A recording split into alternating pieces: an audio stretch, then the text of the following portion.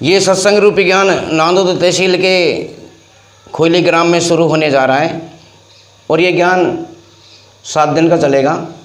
श्रीमद् भागवत कथा ज्ञान यज्ञ है।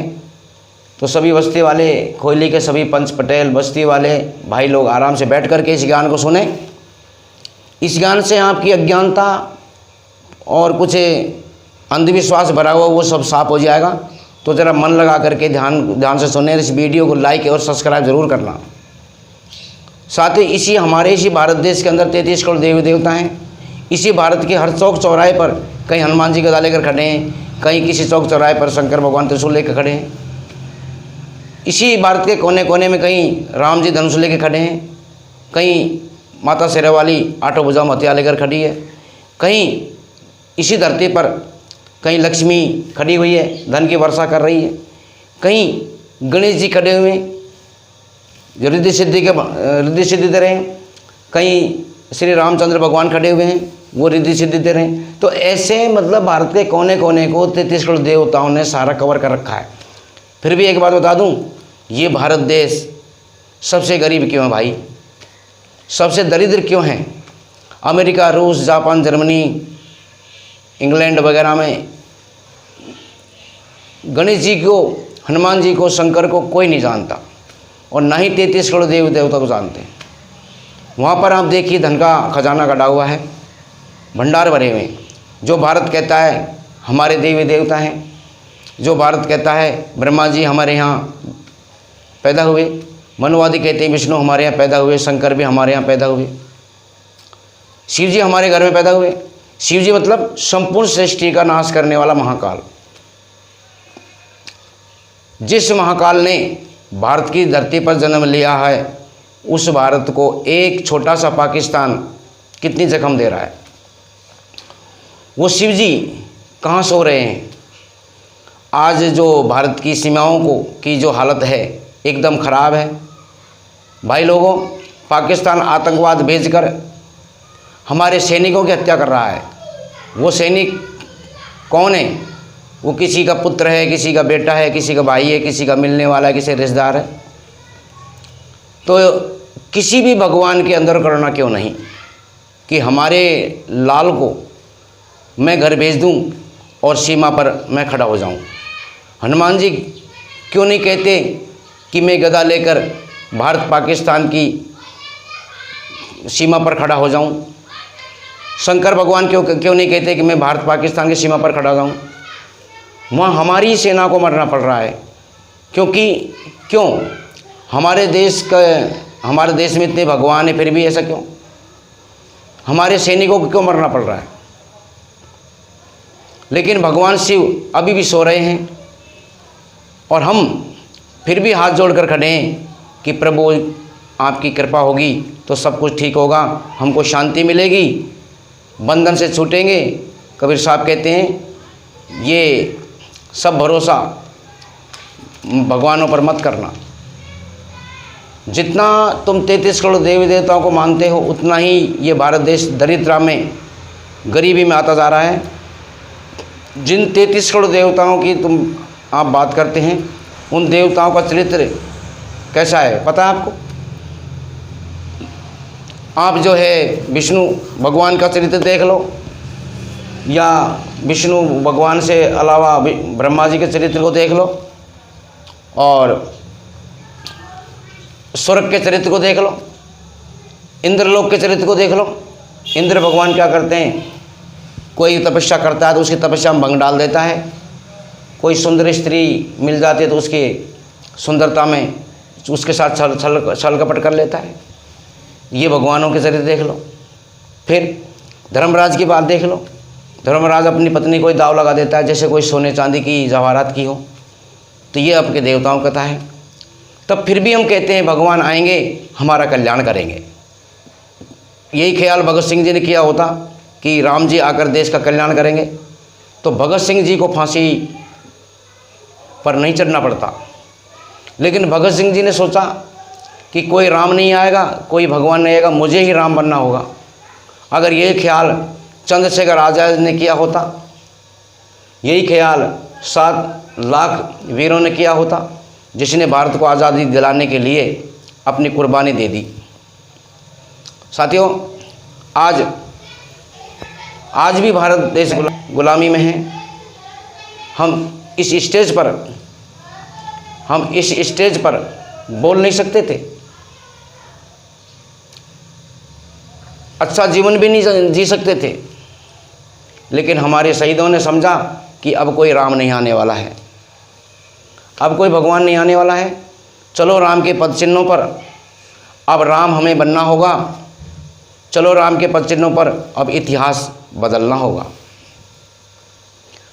अब राम स्वयं खुद बनो, स्वयं लक्ष्मण बनो और अपनी शक्ति स्वयं में जगाओ।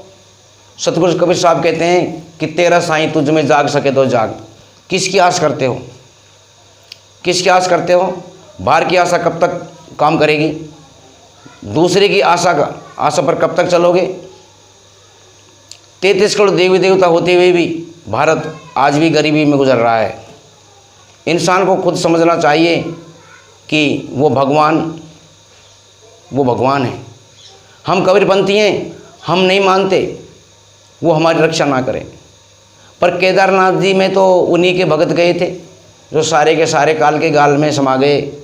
केदारनाथ जी अपने भक्तों को भी नहीं बचा पाए। दूसरी बात, हनुमानगढ़ी के अंदर सब लोग पूजा पाठ कर रहे थे, लेकिन वहाँ बम धमाका हुआ, हनुमान जी के ही भगत उस हनुमानगढ़ी में स्वाह हो गए। अरे हम उनका विरोध करते हैं, हम उनका विरोध करते हैं, हम उनको नहीं मानते। कबीरपंथी को कुछ भी हो जाए तो समझ में आती है, उनके ही भक्त प्राण गंवा रहे हैं। एक तरफ से आप देखिए, जिससे जम्मू कश्मीर की हालत इतनी ख़राब है कि वहाँ हर नागरिक सुरक्षित नहीं है। वहाँ अमरनाथ, वैष्णो देवी, शंकर भगवान हैं, सब जम्मू कश्मीर ही हैं, लेकिन वहाँ जम्मू कश्मीर आज भी सबसे ज़्यादा असुरक्षित है। इतने भगवान होते हुए भी असुरक्षित है, ऐसा क्यों? जिस क्षेत्र में इतने सारे भगवान हों, जिस देश में एक घर में इतने सारे भगवान हों, वो देश कंगाल कैसे हो सकता है? ये सोचने की बात है। जिन महापुरुषों ने हमें जगाने का प्रयास किया, जिन संतों ने हमें जगाने का प्रयास किया, उनके ज्ञान पर हमने ध्यान नहीं दिया। तभी इस धरती पर महात्मा बुद्ध ने आकर हमें झकझोरते हुए कहा कि बाहर किधर की दृष्टि डाल रहे हो। महात्मा बुद्ध ने कहा कि अपनी अंदर की शक्ति को जगाओ, भीतर के प्रकाश को जगाओ। बुद्ध ने कहा आत्मा का आत्मा ही स्वामी है, आत्मा का दूसरा स्वामी कौन हो सकता है? लेकिन बुद्ध की बात हमें पसंद नहीं आई। महावीर जी आकर कहते हैं कि तुम परमात्मा हो, उनकी बातें हमें पसंद नहीं आई। सतगुरु कबीर साहब कहते हैं कि तू ही परमात्मा है, उनकी भी बात हमारे समझ में नहीं आई। अगर सतगुरु कबीर साहब की बात पसंद में आ जाती, बुद्ध की बात पसंद आ जाती, तो ये भारत देश इतना निकम्मा नहीं होता। सिर्फ भारत देश कंगाल है, भारत की गरीबी का कारण है भगवानवाद। भारत का असली गरीबी का कारण है भगवानवाद, जो आदमी को निकम्मा बना देता है। अगर ये कथाकथित धर्मगुरु कहते हैं अरे कुछ करने की आवश्यकता नहीं है, बस एक बार भगवान का नाम ले लो, सब कुछ काम बन जाएगा, वो आदमी निकम्मा हो जाता है, वो कुछ करना नहीं चाहता। तो जो भगवानवाद की जो बातें हैं वो उसको निकम्मा बना देती हैं। सतगुरु कबीर जी कहते हैं कि सतगुरु कबीर जी व्यक्ति को कर्मठ बनाते हैं। महात्मा बुद्ध ने भी व्यक्ति को कर्मठ बनाने की चेष्टा की, पुरुषार्थ बनाने की चेष्टा की। आपके लिए बिना कुछ किए नहीं होगा, बाहर कोई परमात्मा भगवान आपकी सुरक्षा नहीं कर सकता। आप गलत करते हैं तो उसकी सज़ा आपको भुगतनी पड़ेगी, आपको सज़ा मिलेगी। आपने गलत किया है, उसका दंड आपको ही भुगतना होगा। कोई भगवान के मंदिर में जाकर माफ़ी मांगने से वो सज़ा कम नहीं पड़ेगी। लेकिन हमारी साधना चलती रही, मंदिरों में हम पूजा पाठ करते रहे, हम भक्त बन बैठे, लेकिन हमारी साधना चलती रही। और आज देखिए बड़े बड़े मंदिरों में पुजारियों की कोई कमी नहीं है। आज देखिए बड़े बड़े मंदिरों में पुजारियों की किसी प्रकार की कमी नहीं है, लेकिन जितने बड़े पुजारी हैं उतने बड़े ठग भी बैठे हुए मंदिरों में। जो जितना बड़ा ठग होता है उतनी ज़ोर से घंटे बजाता है, उतनी ही ज़ोर से पाखंड पूजा करता है। बगल से गुजरते आदमी को ही ये पता लगे कि ये बड़ा पुजारी है, इसलिए वो पाखंडवाद दिखाता है। और जो पुजारी होगा वो दूसरों के लिए घंटी नहीं बजाएगा।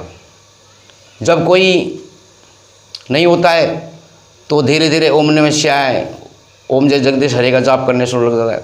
जैसे कोई भीड़ आती है वो भीड़ को देख करके हमारे मन ही मन में है ना वो पूजा पाठ सी ढोंग विद्या कुछ करने लग जाता है। तो आने वाले सोचते हैं कि भाई बड़ा कोई भक्त है, ये कोई बड़ा भक्त है। लेकिन भक्ति है कहाँ, भक्ति है कहाँ? मुख में राम बगल में छुरी। सतगुरु स्वामी कहते हैं ऐसे लोग तो इस तरह से होते हैं जो मुख पर तो बड़ी ज्ञान की बात करते हैं और बड़ी साधना होगी, बड़े ध्यान की बातें करते हैं, बड़े ध्यान की बातें करते हैं और बाद में लेना देना कुछ नहीं। भीतर से कपट कतरनी चलती रहती है। कोई कहता कि बात नहीं, इसलिए मैंने कहा अगर आंखें हैं, अगर नेत्र हैं तो हर जगह परमात्मा को देख सकेंगे। इसलिए माता पिता में, छोटे भाई बहनों में हर जगह परमात्मा को देख सकते हो। छोटे जीवों में, यूँ कहें संपूर्ण सृष्टि में भाव का यही प्रकाश डालो। ज्ञान प्रकाश से परमात्मा को सब जगह देखा जा सकता है। जित देखो तित प्राण हमारा, उतना ही प्राण है। ज्ञान की दृष्टि पैदा करनी चाहिए। वो दृष्टि इसी सत्संग में मिलेगी। दुनिया के किसी बाज़ार में, किसी मार्केट में मिलने वाली नहीं है। वो दृष्टि इसी सत्संग से मिलेगी, इसी ज्ञान से मिलेगी। हमारी दृष्टि बदलेगी। जो वर्तमान दृष्टि है, जिस दृष्टि से हम जगत को देखते हैं, ये जगत हमें बड़ा सुंदर रमणीय लगता है, प्यारा लगता है। उस जगत में हम जब थोड़ी सी दृष्टि का अंतर करेंगे, इसी जगत की सच्चाई का बोध करेंगे, बोध हमें होगा। जैसे आप देखते हैं हमारे सामने कैमरा लगा हुआ है, वो कैमरा जैसे हमारी शक्ल है वैसी वो फ़ोटो ले लेता है और उसी की जगह अगर कोई एक्सरे मशीन लगा दे, वो एक्सरे मशीन ऐसी फ़ोटो नहीं ले सकता, वो अंदर की फ़ोटो ले सकता है, वो बीमारी बता सकता है। ठीक उसी प्रकार एक्सरे मशीन जो भीतर की तस्वीर ले रहा है, इसी तरह वो आँख बाहर का जगत देख रही हैं, लेकिन ज्ञान विवेक की आँख वो जगत की सच्चाई को देखती हैं। इसलिए ये आँखें वो दृढ़ आवश्यक है। वो ज्ञान की आँखें, वो दृष्टि संतों से मिलती है या महापुरुषों से मिलती है। इसलिए हमें सत्संग आवश्यक है, इसलिए ज्ञान आवश्यक है। वो सत्संग, वो ज्ञान क्षण के लिए नहीं, 2 घंटे के लिए नहीं, 5 मिनट के लिए नहीं, वो सत्संग तो हमारे श्वासों में बस जाए। तो ध्यान तो हमारे श्वासों में बस जाए। ऐसा नहीं कि 2 घंटे सत्संग किया हो गया सत्संग, ऐसा नहीं 1 घंटे सत्संग किया, ध्यान किया हो गया ध्यान, ऐसा नहीं। उठत बैठत कबहू न छूटे, ऐसी तारी लागी। सतगुरु कबीर साहब कहते हैं कि श्वासों में वो सत्संग समा जाए, ध्यान समा जाए। श्वासों में कोई आदमी ये नहीं कहता कि मेरे पास टाइम नहीं है, श्वास बाद में लूँगा। कोई ऐसा कहता है क्या? कोई कह ही नहीं सकता। सांसें आ रही हैं, सांसें जा रही हैं, अखंड धारा की तरह। ऐसे ही जिस दिन ध्यान और ज्ञान सत्संग हो जाएगा कि उठत बैठत सो रहे हैं तो ध्यान में, किसी से बोल रहे हैं तो ध्यान में, चल रहे हैं तो ध्यान में, किसी से बोल रहे हैं तो ध्यान में, खेतों में काम कर रहे हैं तो ध्यान में, बाज़ार में तो ध्यान में। इस तरह से तो समझना कि ज़िंदगी ही बदल जाएगी। ये संसार फिर जो अभी तक दिखाई देता है, आकर्षक हो रहा है, संसार तब मालूम पड़ेगा। ये संसार सराय मुसाफिर 2 दिन रहने आया है। बस मैं अपनी वाणी को यहीं विराम देता हूँ और फिर कल मैं सभी के सामने अगले प्रोग्राम में आऊँगा।